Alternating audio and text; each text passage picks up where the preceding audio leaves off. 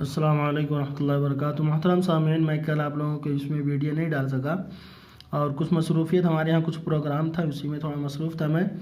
और आज का सबक नंबर 6 है, तो हमें बस लिखना है। क्या लिखना है? बस। हम यहाँ से शुरू करेंगे, यहाँ से पहला शोसा ऊपर, ठीक है, थोड़ा सा क्रॉस हो गया, सीधा होना चाहिए। दूसरा उसके थोड़ा सा नीचे, तीसरा उसके नीचे, ठीक। अब ये ऐसे हो जाएगा, ठीक। बस।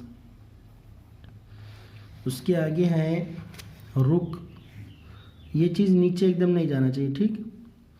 बस यहाँ से यहाँ पे लाए, फिर यहाँ से ऐसा कर दिया, ठीक।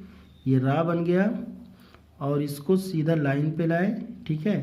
लाइन सीधी होनी चाहिए, थोड़ा सा क्रॉस हो जा रहा है पेंसिल की वजह से, किसी वजह से, तो उसको सीधा होना चाहिए, ठीक है। फिर इसी लाइन पे सीधा ही लेके जाएंगे।